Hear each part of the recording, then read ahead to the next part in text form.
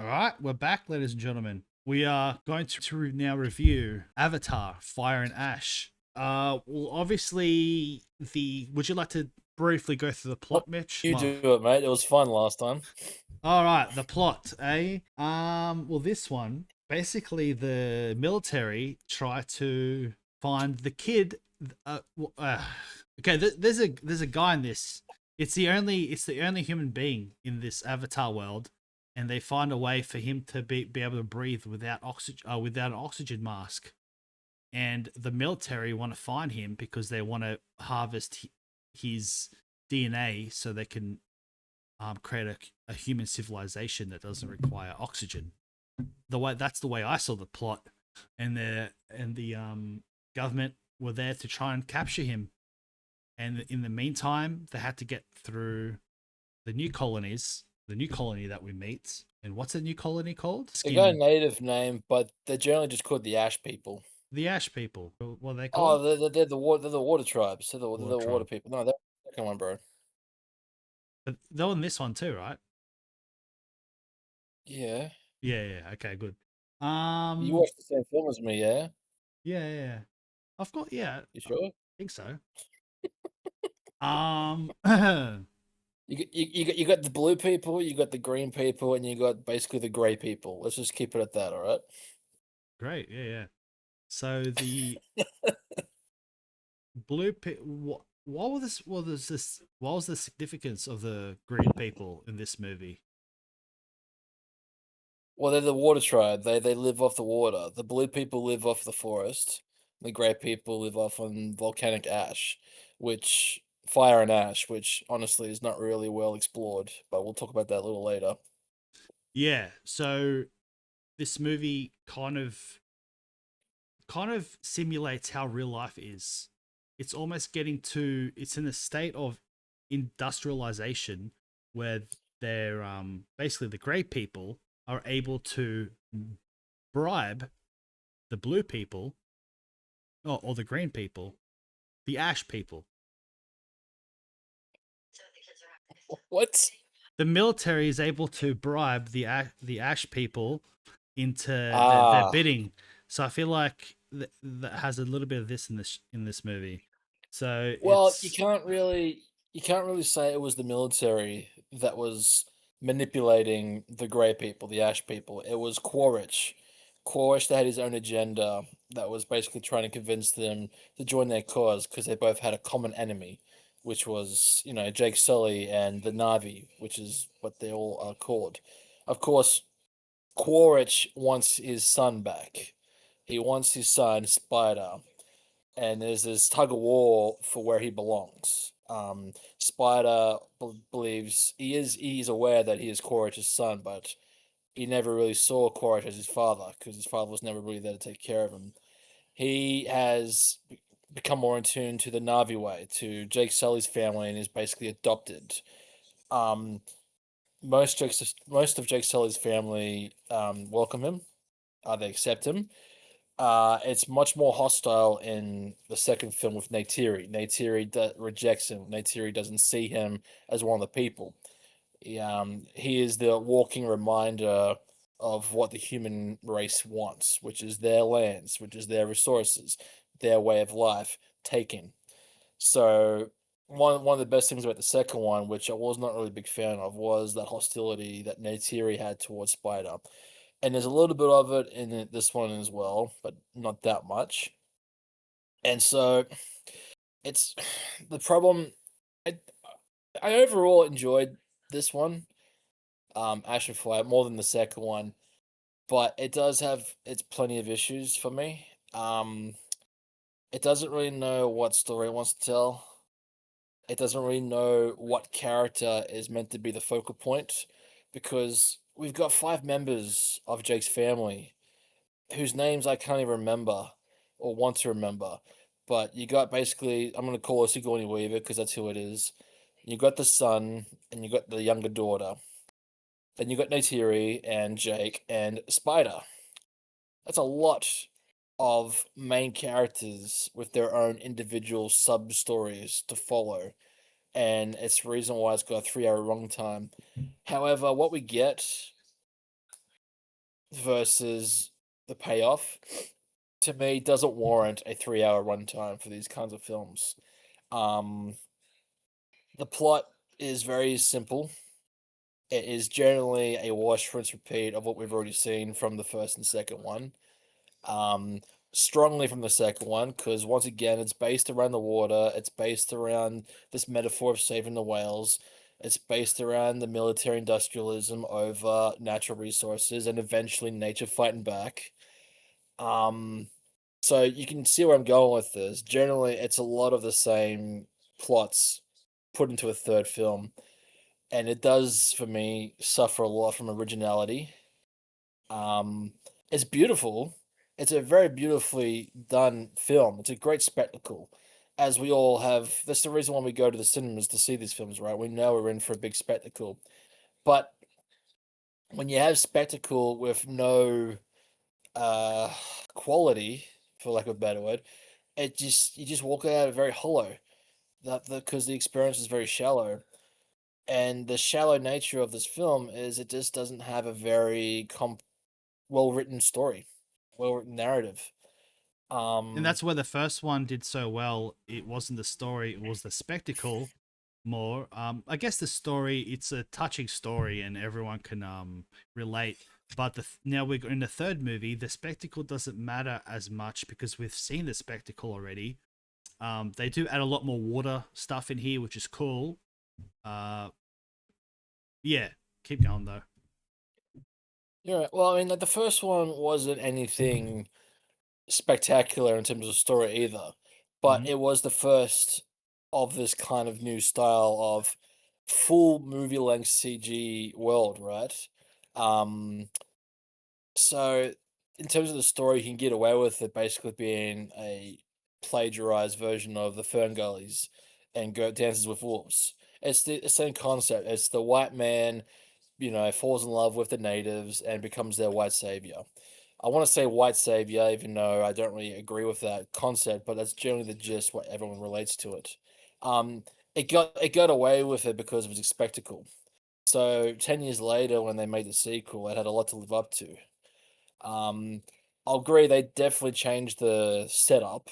They turned into a water base. The first one was mainly in the jungle. So again, it had a kind of fresh take with a very mundane, pretentious story and message. Um, I love James Cameron. I love his original works. He's a pioneer when it comes to, engineering and creating new ways of telling a story through CG magic. And so respects to him in that that's his area of expertise. Cool. But my biggest worrisome concern is just his lack of storytelling at the moment. And the third one is no exception. This film could have been something a lot more daring. It could have been pushing his area instead of it being very safe and child friendly. It could have been going back to his roots of not necessarily making like an R-rated freaking action movie, but just push the themes and flesh out some of these characters that are now in some of which are in three films. We still don't really know much about them. They're all painted by Yeah. numbers, and the no one falls short in this more so than when they introduced a new villain, Varane. Um, Anyone who's seen the trailers and the marketing, she is on every poster. She is being introduced as this new force to be reckoned with.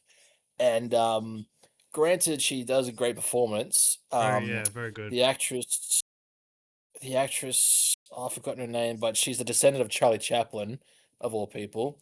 I think her name is like Ulip Chaplin. Can you check it out, Josh? I'm butchering her name. Hmm. Um, yeah, so she's a very fun character, but Yeah, Una in terms Chaplin as Varang. Una Chaplin, correct. Most people would know her as Rob Stark's love interest in Game of Thrones. But yeah, she's literally the descendant of Charlie Chaplin, so that's pretty freaking cool. Yeah. Um, fun character. She definitely has a really really cool look. This new take on the Navi, but her character is so one dimensional. Everything that we learn about her is in one scene, and most of the dialogue is told in the trailer. So for a 3-hour film, I was expecting to get more complexity with her, to get more of a reason to why she's so hateful towards the other Na'vi. We don't get anything other than her village burnt down because of a volcano, and she blames their deity Aowa to not saving them. I was waiting for more to happen. I was waiting for like the military to be involved with this early days of colonization. I was waiting for Neytiri's people or one of the other natives being the cause of this. You know, seeing them more villainous or have a bad blood history Mm. as to the reasons why, she is the way she is. But no, she starts off really strong, and then about midway through the film, she becomes very secondary. She gets put on the bench because she grows as what I think is the best part about the film. She grows his relationship with Quaritch, and they become their own loving duo. Loving duo. It's more of like you have something I want, I have something you want, blah blah blah blah. But the second that happens, she's a secondary character to Quaritch's villain. Yeah, I know. I've got It's, nothing against Quaritch, but yeah, she becomes a background character. I almost wish You they know? reversed it and made her kind of like Yeah. the badass. That, Yes. but yeah, she became Make her the mad very. dog. Almost became like a concubine, a That's what concubine really what she was. that can fight. Concubine, yeah. And Yeah. like, so the relationship becomes kind of like it's a bad example. Voldemort and Bellatrix Lestrange. Voldemort is the main villain. Bellatrix is always behind him. That's what it ended up feeling like. I totally agree. They should have made her the mad dog that doesn't follow rules. And Quaritch at first is just using her, but then Quaritch ends up like getting really attracted to how crazy she is and how warmongering she is. Because Quaritch is a warmonger. He's been like that since the first film. Um, but I would have loved it if like Quaritch starts to get in touch with like his natural side because he's now a Na'vi and he's experienced their way of life for 2 films now. And I would have really loved to see Quaritch start to make this transition into being against the military. And you get kind of hints of that at times through this film. But the following scene, he's a grunt following orders again. But then he'll disobey the general, but he'll still be a grunt, and he still wants to take revenge on Jake Sully and all the crap he's done in the past as a traitor. Even though he's starting to now show those tropes as a traitor, going down the exact same route as Jake did in the first film. He falls in love with the natives. He learns their ways. They become a thing. So yeah, I don't know. They feel like again they could have rewrote his character a bit more better. At least give him a better outcome from this film, Or at least like maybe which they didn't. Have Jake die and then have him take over as the lead in the next one. But Well, maybe they were too scared to they do can't that. do that because I mean Jake's supposed to be the main character. Yeah. Sam Worthington as Jake, he's fine. He, I don't know. I don't want to say he's boring, but compared to the rest of the cast, he does give this very mundane kind of performance. And I'm not saying that as an insult, but him alongside Zoe Saldana as Neytiri, I'm gonna say it right now, for 3 films, Neytiri performed by Zoe Saldana, she's been the standout. To the point where I would even argue that sometimes she deserves an Oscar for her performance of this character. She gives it 110% in every scene she's in, whether it's just her making, primitive grunting noises or getting extremely emotional, because Neytiri is 2 sides of a spectrum. She's either very upset and emotional and is very expressive, or she goes on the other end, which is very rage and needs vengeance. And there's no better example of that than in the second film. Um, if there's a way to make her the main character, that'd be great, but that would do a disservice to introducing Jake Sully since the beginning of the series. Um, that's about as much positive as I can give this. I mean, Most of it. half of it was negative, intertwined in the That's true. positive. That is true because unfortunately, with every one of these Avatar movies, with one positive immediately comes a negative as the conjecture of it. It's, Mm. it's great, but But there's always a yeah, but with everything we're talking about. Unfortunately, and I'll say and sorry, just before you go, the but for Neytiri in this film is they bench her for a good half of the film. They give her an injury early on in the film, so they force her to be out of the direct conflict. it's an excuse to make the story more about the children. So Neytiri needs to recover from her wounds. She's not strong enough to like pull the bow again. So there's this transition that occurs before she gets back into the action. And then we focus on the kids, which to me are the weakest part of the film. And I will leave it to you, Josh. Yeah, I'll say the kids are the weakest part of the film. Like you said, it's a 3 hour film, and the characters that really like are very kind of shallow. They don't expand in it and go deep into it, and that's what they needed to do is get rid of the probably 4 or 5 characters and focus more on the main characters. But yeah, Spider, I wasn't a fan. That's his name, right? Spider. Yeah. Yeah, I really wasn't a fan of that guy. He just he didn't fit the vibe.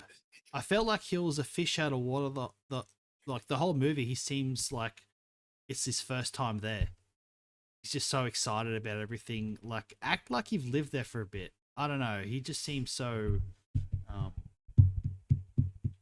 I don't know. I just didn't like. I didn't like his character in this. I didn't like the way he I portrayed felt it the or same something. way about him. I felt the same way about him in the second film. In this one, I can tolerate him, but I know exactly what you mean. Yes. I'll say. I don't know. For me, the good parts were obviously the spectacle. They did a really good job. The water graphics, top notch. Josh, AAA approved water graphics. Um, yeah, I felt like it was very. I felt every part of the 3 hours. I'll say that. Like, we watched a movie recently. It was like 2 hours and 40 minutes. I forgot which one that was, and that felt like American an Gangster. American. Yeah, no, that one. It could have been that, and it felt like it was like an hour and a half film. This one, you felt every part of it, and I think it was because of the some of the characters just didn't need to be there. Every time the son was on the kids were on the screen, I was kind of just like, oh, here we go. Like I'm kind of Yep. just waiting for it to end because it's all side plots. Like everyone has a job to do. I get it, but it's all side plots. How about you get rid of? I don't want to see what they're doing. I want to see what Jake and Navia and the general and all that's doing at that time. And I don't want to see. I don't care about the kids, and I feel like they show them too much, and we don't get to see a more in-depth relationship between the other characters. So I completely agree, and that's where it the biggest negatives for me were. Um, You know. yeah. So what you want to talk about Well, next? Um, where to go from here? Um, yeah, what it's. I mean, we got the kids. Like as I explained, the youngest daughter that she's got the exact same role as she does in the second one, which is just there to be basically something to be put in peril or to be used against the family at knife point. Like in the second film, they even make an in joke about how many times she's captured and held at the wrist. There's a point at the end of the film where the family comes to the rescue, they free her, there's a conflict, and during the conflict, she is restrained again. And even the actress, the character herself, goes, "Really? Again?" I was like, "Yeah, what? If that's how you feel about the character, don't put her in the freaking film." Don't Because make a again, it's just, wacky, ironic thing a joke about it or something. oh, yeah, like she's not annoying, but she's just there not to be there. She contributes nothing to the film, except I guess to be cute. But I don't get that from her because whenever she's on screen, it's just like you're not involving yourself into the plot. I mean, they throw the Hail Mary at the end there where she ends up helping to connect to Aowa, but that's just because she's in the freaking script. They could have just taken her out of it. Mm-hmm. Um, Also, so I'll so say the mother, the pregnant mother, and the husband, they were really strong characters, and we saw them in the beginning of the movie, and they kind of vanished, and they were kind of there as like a plot device to talk to the yeah, whales and such. But I felt like they're not very strong. Like they were very strong characters, and then they kind of just became side. Like they weren't yeah, they were super alpha, and then they became kind of like beta males yeah. to Jake. So that's They another characters that I wish they gave more of it because I love the mother. I loved she was so strong, like very strong and adamant about how things should be. Um, Do you and do you yeah, know who played her, the mother? You would never no, guess in a million years. no, who? Kate Winslet. Do you know who Kate Winslet is? I do, yes, a blonde haired kind of triangle face. Kate Win, yeah. No.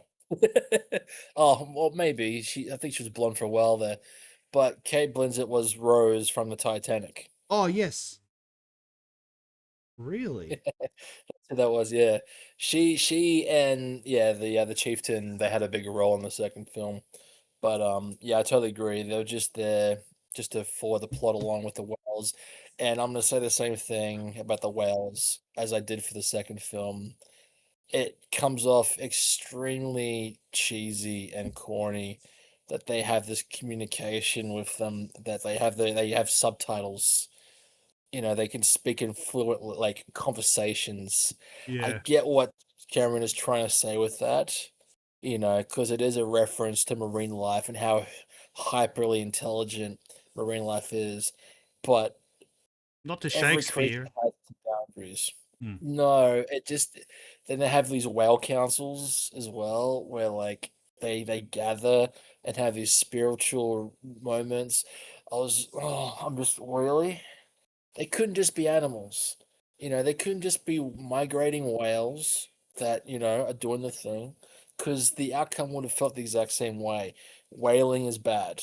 You know, killing off an extinction of an entire species is bad.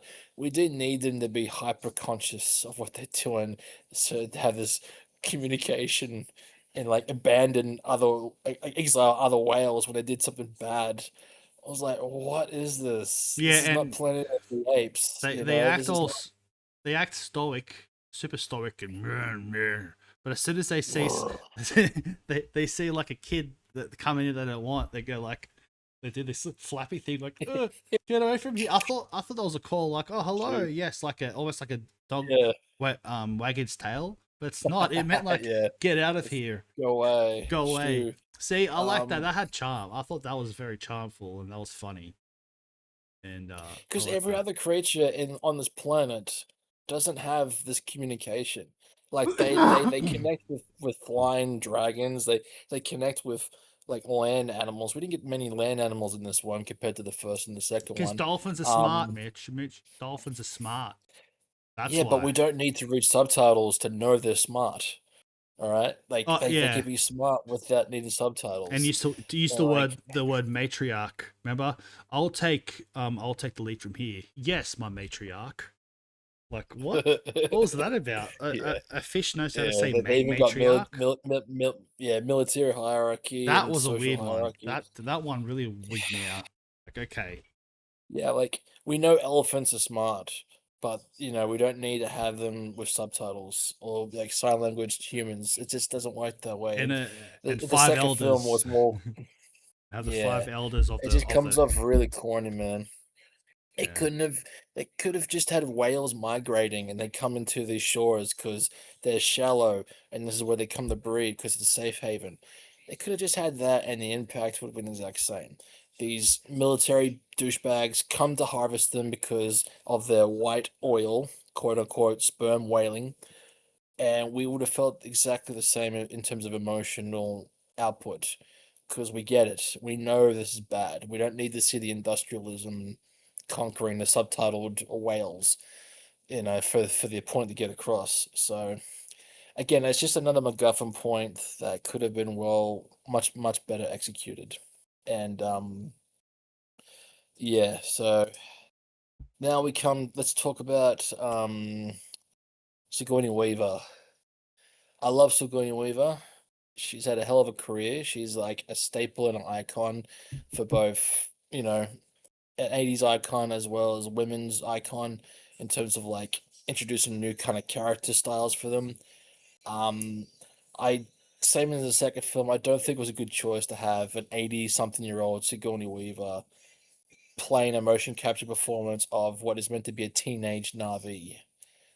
So yeah, I know James Cameron and Sigourney Weaver are like best friends, and they need to give her a role. But why couldn't they give her like a elder tribe role?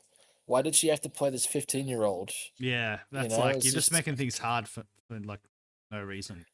Yeah, and I know in some situations in this film, like it's not her doing the physical body capture, it's her voice, but even her voice doesn't feel right for this character's performance. You know, like and it's the same in the second one. They could have at least lowered the tone to make the voice sound more kiddish. Yeah. But whenever she speaks, all I'm seeing is an 80-year-old Sigourney Weaver, and it's just like it's yeah, it just takes me right out of it. I had no idea that was Sigourney Um, Weaver. Holy crap. What? yeah, yeah, that was a she did the whole mocap and everything. Um, yeah, so the character herself, I'm okay with.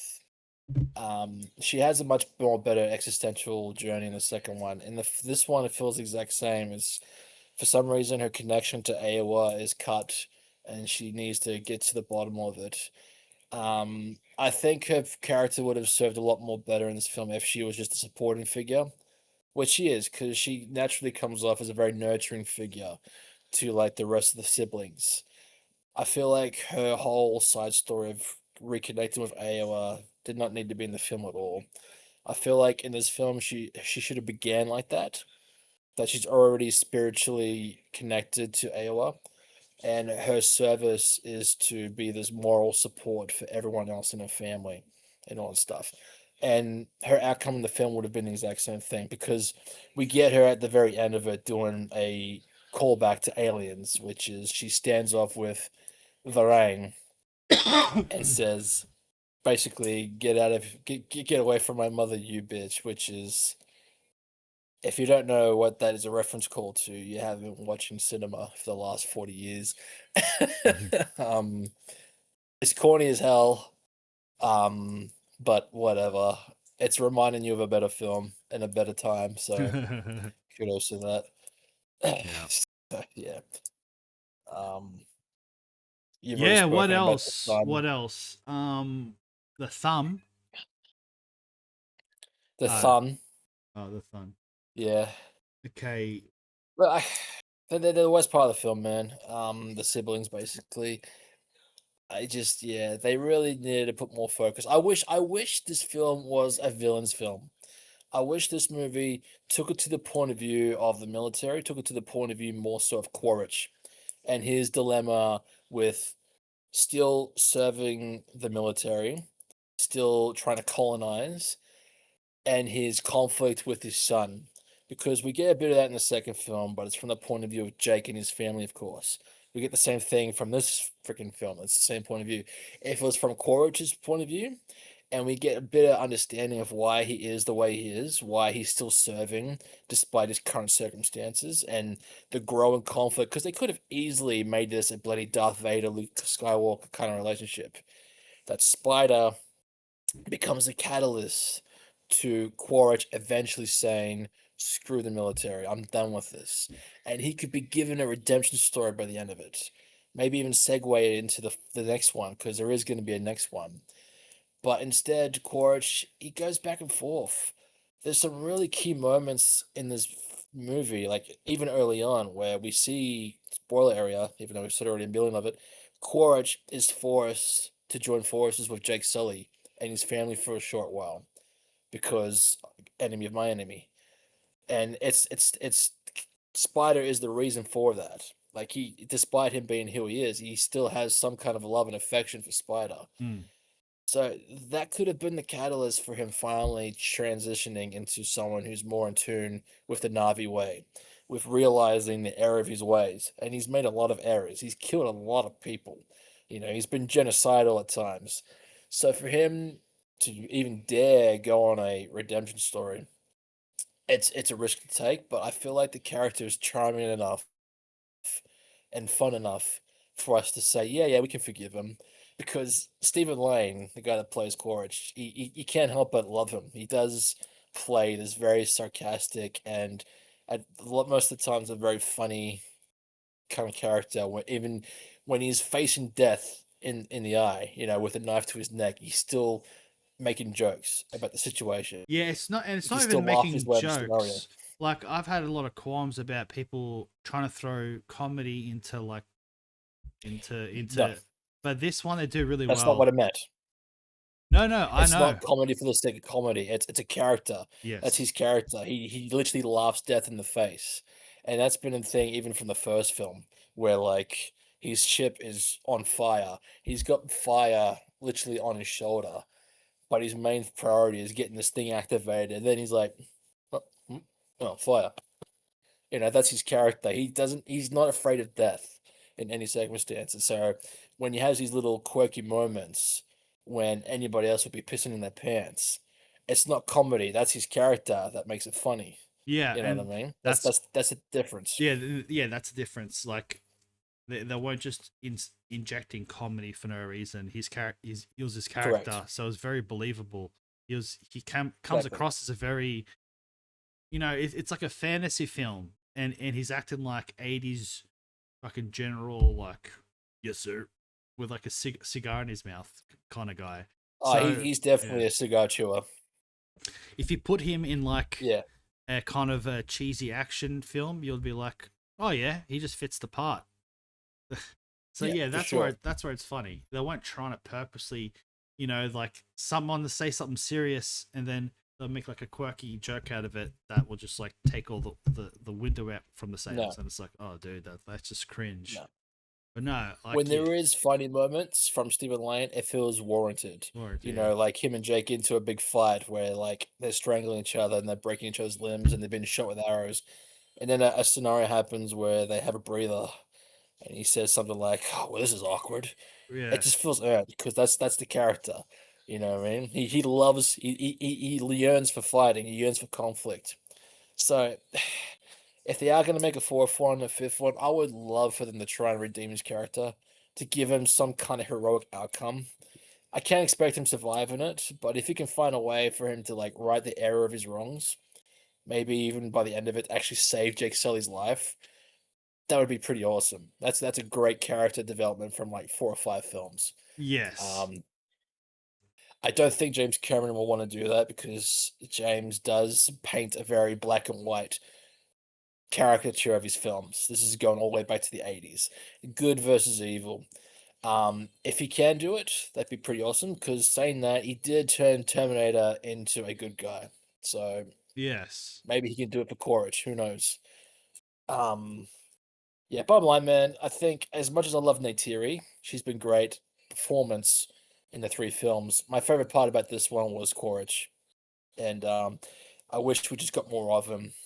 yeah, Edna Varane, but she's just so one dimensional, man. I wish I did more with her. yeah, exactly. Like I'm in the same boat. Like yeah, the spectacle's cool and everything, but man, you can't really like Yeah, the spectacle doesn't really work if it doesn't have the substance behind it. And I feel like a that's lot the of word I was looking for before. Substance. Thank you.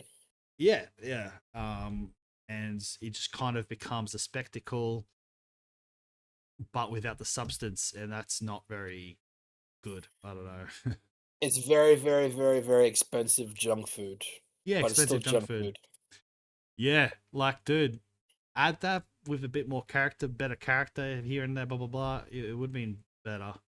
Yeah, I'm the same. Yeah. So it's a good spectacle, and there's some cool characters, and but a lot of characters were not necessary, and it was a long film, and it I don't know. I don't want to say it dragged. It didn't really drag because it did have I dragged.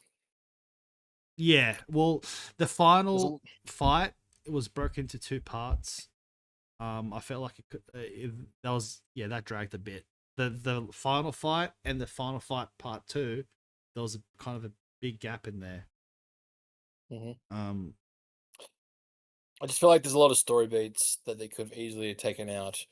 They could have turned it into a 2.5 hour film, maybe even shorter, and we wouldn't feel at all left out of anything. And generally those story beats has got to do with the kids. I reckon I wouldn't even mind one day if I download this film. I wouldn't mind just like editing a version myself and see how it pans out because I reckon there's a lot of stuff I could take out of it. yeah, you could just cut that part out, and it would probably wouldn't make much of a difference. No, no missive impact at all. Um, yeah. So how about we segue into ratings? Yeah, yeah. I'm just trying to think. Is there anything else? It's a long movie. There's a lot in it. It is a lot, and there's probably a lot I'm forgetting about. Oh yeah, the actual general of the movie, not Quaritch. Quaritch is the colonel, Colonel. and he Yeah, lost his yeah. commission when he died and got resurrected as a Na'vi. The general, whose name I've forgotten, but she was introduced very, very briefly in the second film.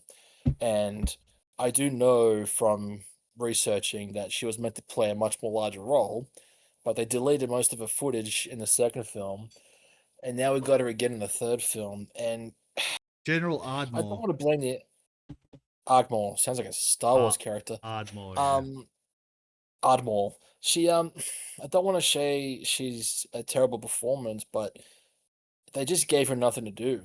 Every time she's on screen, it's her reacting to something Quaritch has done. It's like, what, you're a Na'vi now? What, you're marrying a Na'vi now? What, you're having an incursion with the Na'vi now? And she does nothing about it. She's meant to be the general of this whole industrial colonization mission, but she just lets Quaritch walk all over her. And I get that's meant to like showcase Quaritch as this badass, but it just demeans her involvement in the film at all, to the point where we don't even really see her character get killed. Like it's highly suggested that she gets killed when her spacecraft gets sucked into that giant magnetic pool, and she orders the whole ship to abandon ship, and she's left behind. But we don't even get her death on screen or even suggested. It's just like she was completely deducted from any emotional involvement in the film, and it's one of the examples of stuff that I would delete. I would just get rid of her at all and just have Quaritch running this whole regime. And again, it Yeah. wouldn't make any difference to the plot because she's just there like an audience member to a game of tennis. She's just watching Quaritch go back and forth the entire time. And it's just like, okay, what are you going to do about it? Nothing. Yeah. It's like, he's a. Yeah, she was there because they needed someone at her place, at her stature, I guess, and they didn't really want to involve the story around her at all. Which, yeah, so just get rid of Absolutely her. not. Then just get rid of her. If Yeah. you're gonna have that character in there, at least kill her off by Quaritch. At least have like Quaritch, you know, like Frank, like kill her death as if like someone killed her, like the native killed her, and he's like, I'm gonna take her position until a new general is instated, to which there won't be for a long time because they're off world. Just have something like that happen. Otherwise, just get rid of her from the script altogether, man, because she does nothing. It's like, can you? It's how to explain? It's be like I don't know if. No, I can't use an example. It's too mundane. Someone's relative needed a role. Sorry, Someone's relative needed a role. someone's relative needed a role. So that's how my mum phrases it. It sounds like maybe it was James Cameron's sister or something. It's like, hey, sis, you want to play a role in this film? Yeah, you want to do nothing? Cool. Yeah, true. You just want to play a generic general that just like looks She's serious. she's not even generic. I was waiting for her to have a badass moment. I was waiting for her to have like a standoff with Quaritch in that like automated suit that she's always wearing. But we don't even get that. We get a teaser of it in the second film when she's like sparring with pads and all that with him. We get to see this thing in action. But we don't even get that as like an outcome for her, or at least, have like a standoff or try to arrest Quaritch for his They, war they, crimes they or didn't give her a something. respectful death at all or They didn't anything. give her a respectful character, man. Like she was Yeah. in that film for no reason, and I think the actress is aware of it because she commented on about how much of her was deleted in the second film. Like she's talking to camera about it. It's like I don't. She got into physical like, she got into physical like what's the word for figure for the role to like come across as this military figure for the role, and they did nothing with him, man. So I'd be very I feel bad for her because obviously they originally had plans for her character and they just wiped it off the freaking film because it was some of it was filmed and it was just deleted. Yeah. So it's probably the same thing for this one as well. I don't know. Only time will tell if there's an extended version of it, a 4-hour cut. An extended version. The director's cut. Yeah. I'm pretty sure James Cameron just has the director's. He's that big. No. No, the first Avatar, which had a runtime of what, like over 2.5 hours, there's an extended version that makes it reach 3 hours. Oh, okay.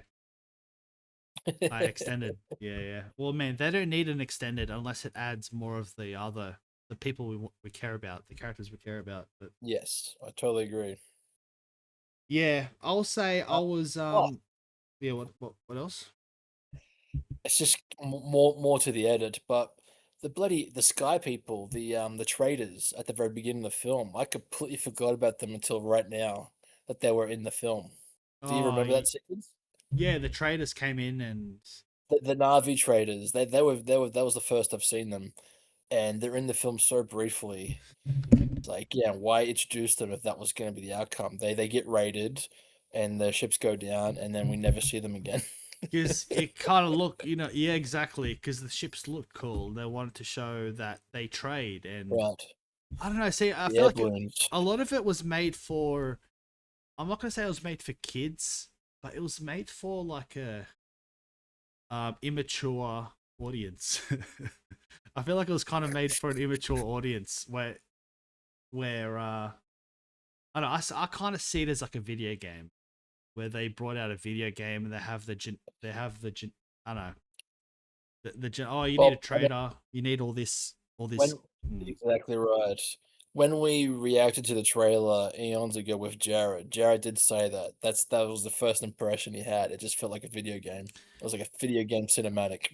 Yeah, So like, like yeah, fair enough. even the city, whatever you call it, the Navi city, not the Navi city, the Water People city. That looks very much like like Monster Hunter Wilds, like the city Okay, from that. It looks exactly the same. Um, okay. I don't know Don't know exactly about it. where I was gone with that, but yeah, I don't know. I feel like they made a movie for more for immature audience. Okay. I think what you're trying to get at is, again, it's imagination without substance. Yes, they had all the Yeah. imagination, they had all the bedazzle, but when it came to the story, um, they didn't really have much substance. But that's kind of expected with Avatar. It's not supposed to have a big story, but why not? Why can't it have like a really deep story? Why is it so general where even kids can understand it? Or like Well, look, this is an argument we've had for a long time. Like, children will perceive the film differently to adults. When those children grow up and they watch the movie again, they could see the film in different context. They could understand the more thematic layers, the more darker tones that the film has to offer. That to me is what a good film should be trying to entail. that's a good way to say it. Subliminal message. Okay, can I just say that's Mm. a good way to say it? There's the story can be perceived in different ways with a good film. I feel like this film was written and only perceived by it's for children. It's like there's no other way to perceive it than I would when I was 12 years old. If I was 12, I It's would be paint by kind of numbers. yeah, and maybe that's just me, but I didn't really see a deeper. I'm sure there's films we can name where it was great for kids. Then when you watch it as an adult, you get a completely new respect for it. But I felt like it was a move. Lord of the Rings. Yeah, Lord of the Rings. Also an anime Berserk. A lot of people that watch that when they're kids and then watch it when they're adults, and they get a lot more of the mental struggles compared to like the physical stuff. Anyway, I'll say this movie was written and I didn't really take it as I would being an like if I was 12, I would say the same thing as me and as an adult now. I don't know. I just felt like it wasn't Yeah. written for different age gaps. It was written for like kids. It goes to be it's a very single layered film, man. It's a Yeah, very the single layered single film. yeah. It's very black and white, painted numbers, A, B, C, and it can be considered as an insult, but at the same time not. It depends on how you perceive it. If that's a story James Cameron want to tell, cool. But he also needs to be self-aware that that means it's not going to be. Again, it comes to the way with substance. Hmm. He's created this beautiful world in the first film. There was the wow factor, crazy. When the second one came along, he tried to introduce a new aspect of it, which was the water. But again, it's lore without any depth. You know what I mean? Yes. And that's where I'm trying to get with what you're saying. I totally see You know, if you Oh, watch this film as a 5-year-old to a 55-year-old, you're gonna have the exact same impression of it. I'll use a good. I think the good example is Lion King. When I watched that when I was 5, and then when I watched it again like 10 years ago, I came out of it completely different. When I was 5, I saw more of the look at those scary hyenas, and you kind of you get the gist as a kid of the story, but then you watch the Lion King again when you're older, and then you can put yourself more in the parents' shoes and stuff like that. When this film, it's Totally. very, it doesn't have that Oh, look at the multi-layered funny thing. creatures. Yeah, it's like It's you can feel the same way in both and fronts. and they are funny creatures. You look at the whales; they are funny looking creatures that speak freaking French or something. Subtitled. Um, yeah, and they say all these wise words, but you don't get to where did it come from? Where did they get that intelligence? You can't. That's as an adult, I kind of want to know those things. How did how did all the animals become super geniuses? That you don't really get that out of it. You kind of just get, yes, we are the Yes, council, matriarch. and yes, you did kill our thing, and now we want retribution, and we want to help you fight. That's kind of the way it came across. Eventually, instead of more of the intertwinings, like what difficulty? Why don't they want to fight? Like, they don't really go into that. They just be like, oh, this is how it's always been. We've never fought, and then all of a sudden, a guy, one of the creatures comes, or one of the dolphins or whatever comes with like a bunch of arrows in its I'm back. hurt. It's like, oh, I changed my mind now. We'll help you, and Yeah. we'll risk thousands of our whales because one guy got hurt. I don't know. I just feel like it wasn't the Well, I motivation for mean, them. it wasn't the one guy, like, he was the last of his whole, pod of Yeah, whales. You know what I mean? So it's like the fear of going extinct, I guess. But yeah, it's like at the beginning of the film, the whale's like, "No, we're not gonna fight," and at the end of the film, "Okay, we'll fight." It's just like, ugh, really. but they're super geniuses, don't they? Don't they think they already have thought of all those things in their head? They You don't need think, a yeah, teenager to be like, "Oh, but this happened." Like, "Oh, yes. yeah, Good the point." children with the voice of reason because of Yeah, the the experiences. children have Yeah, that I voice just of reason. I didn't really believe that, and that's why I felt like it wasn't very intelligently it fleshed just out. comes off cheesy, man. It's really cheesy, Yeah, like, and it goes back to the rule of show don't tell. Not every and that's the problem with this one and the second one. Everything needs to be explained in conversation. Like he's got this beautiful spectacle film, but that's what it got. There's not one sequence where he could just allow a scene to happen without dialogue. explain You know, itself. Yeah, yeah, let the visuals tell the story, man. Don't have to have some character saying in different language, like we must go to war for the clans because of such and such and such. Just let it just happen organically, just from time to time, please. yeah, Because I love a good score, but sometimes a score can kill a film. And if it's not the dialogue, it's just choice of music in this film that can drown it out as well. I would love to see just one sequence of a valley and just hear ambience and nothing else. I think there's probably one or two sequences in it where that happened, and it was so abrupt in between spaces that you just don't even notice it. yeah. I would love to see a cut of this where it's just ambient noises throughout it. The sounds of actual animals, the sounds of trees whirling, the sound of water crashing, you know. But we won't get that version, Yeah, unfortunately. I'm surprised like James Cameron wanted to put this much effort into making Avatar, but yet having all these kind of not plot holes, but these kind of unfinished characters and unfinished business.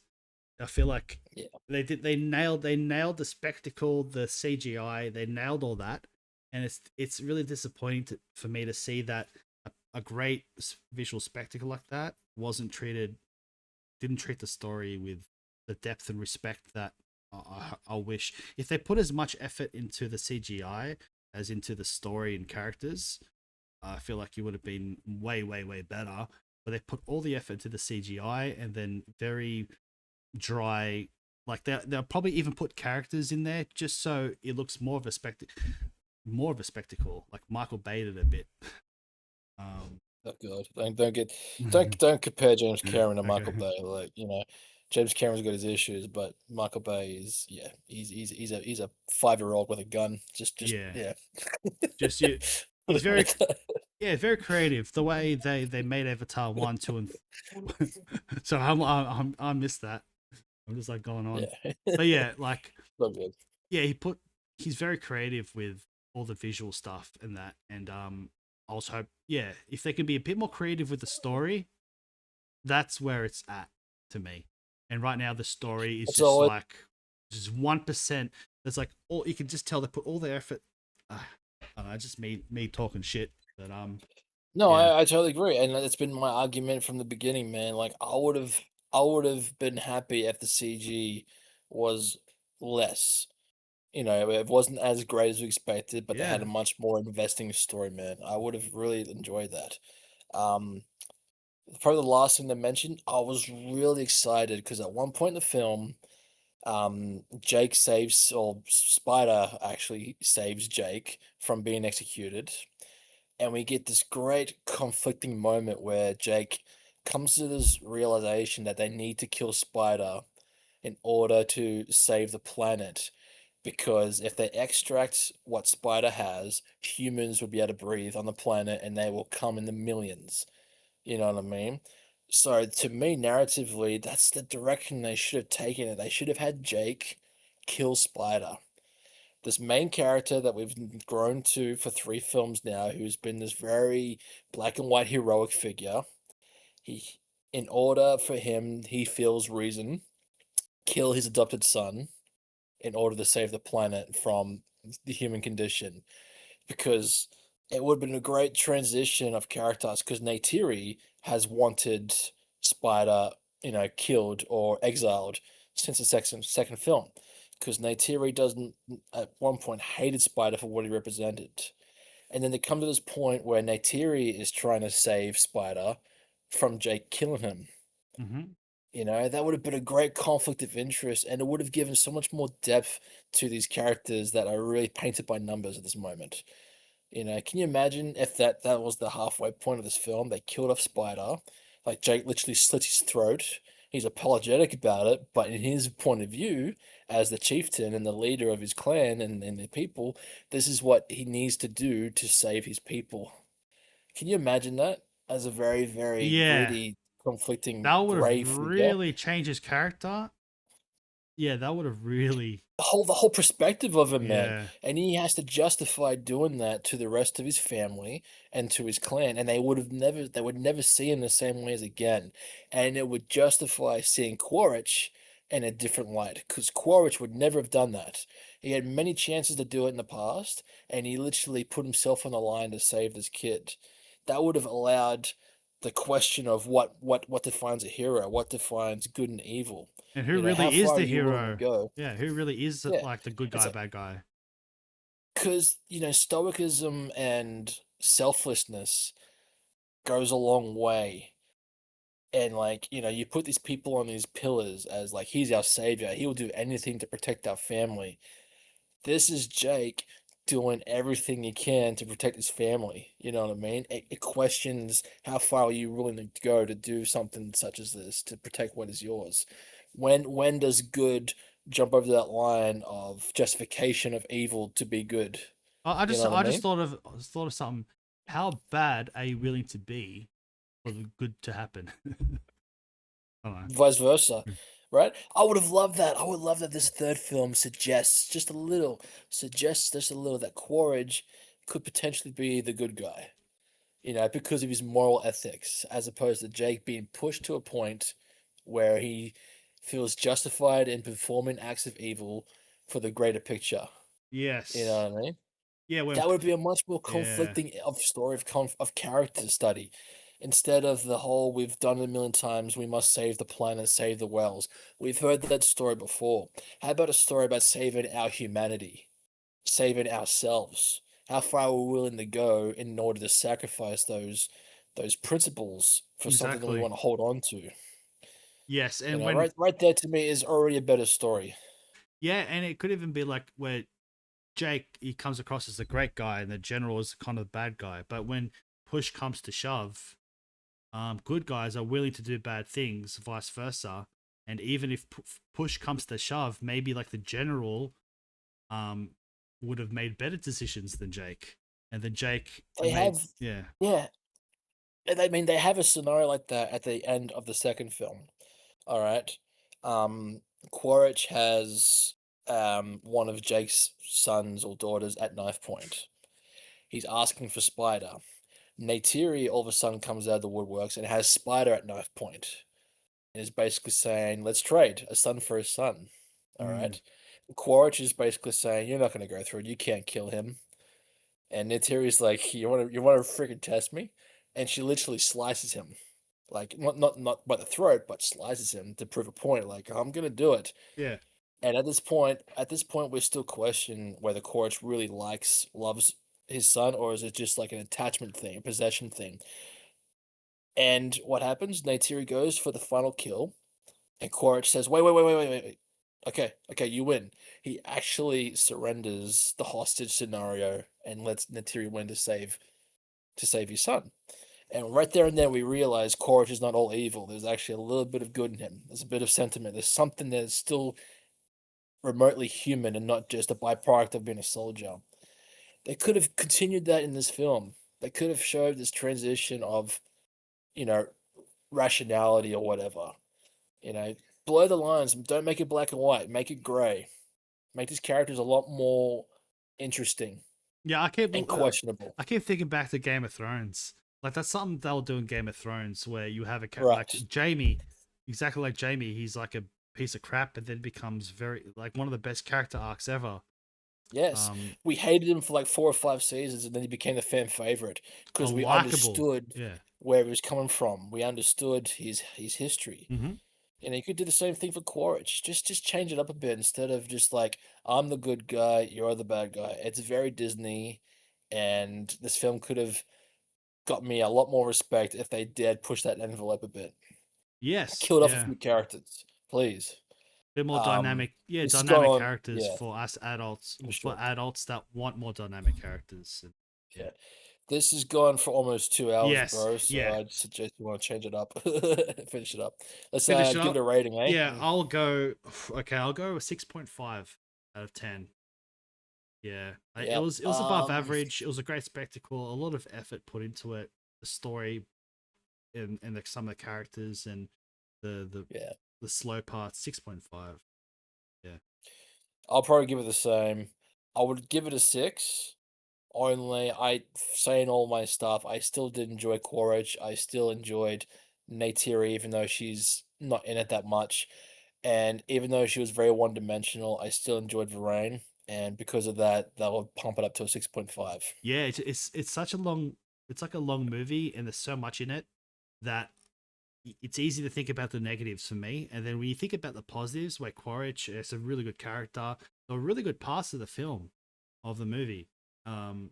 especially with Quaritch and that. So it's easy to forget that. But yeah, no, I'll stick with a 6.5. Yeah. Let us know what you thought, ladies and gentlemen. Was it the greatest thing ever created, or did you think it sucked, or somewhere in between? I don't know. Yeah. Um, Are you gray? Are you morally gray? ooh. When push comes to Ooh. shove, are you willing to kill your own son, Mm.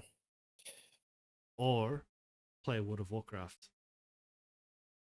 That's what I'm thinking about right now. All right, ladies and gentlemen, that's it for today. Thank you for watching. And we'll see you on the next Avatar